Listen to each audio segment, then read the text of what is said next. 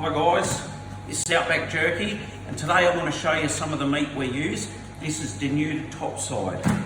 So we'll cut the bag open here, and if you have a look at this meat, you'll see good quality and just the tiniest amount of marbling in the meat there. The less fat the better. If you're like me, you'd enjoy the fat in the meat. So we cut the pieces into about this size here, and this is so they can easily go through the slicer, which we're going to do in a minute. But I really enjoy the fat, but to give the customers good value for money, we want the least amount of fat as possible in the meat. So I'm just trimming this down here, ready to go through the slicer, which will then cut it into the individual slices to then go in the marinade.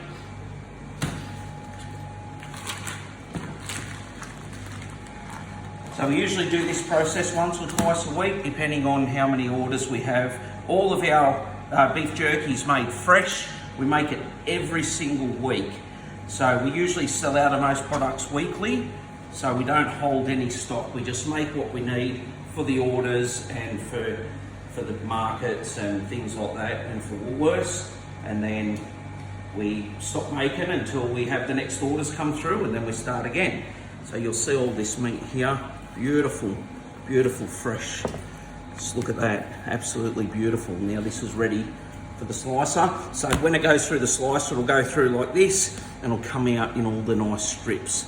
And then once the strips have been marinated and dried, then we will chop it again into the small pieces that goes into the bags.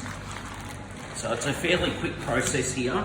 Now sometimes we can't get this beef, and we need to get just full cap off top side. And when we get the full cap off top side, we do have more fat to trim off.